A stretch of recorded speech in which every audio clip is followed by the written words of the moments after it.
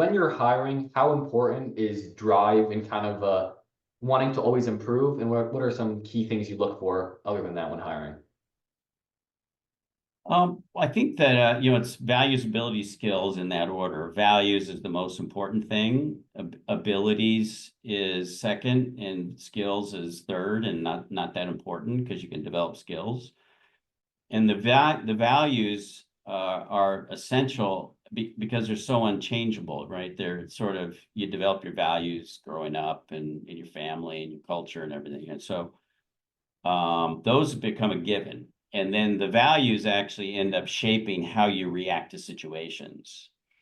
And so we really do look for values first, and values like openness and desire for truth, what's true.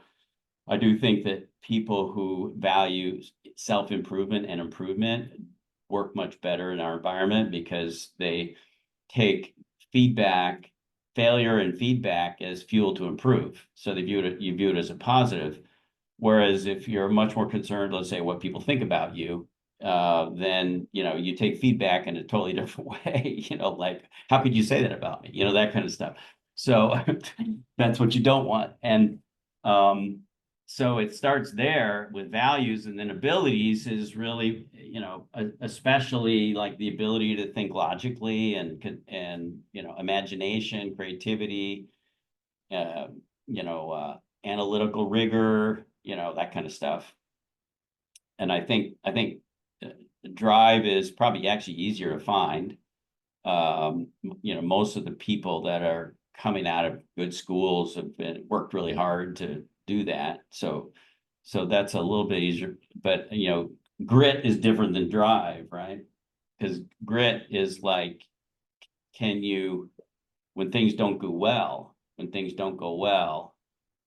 can you maintain your focus and use that to get better with a long-term goal in mind, right? Always pursuing that long-term goal and kind of not letting anything hold you back. That's a different thing than drive. And so I think that's super important.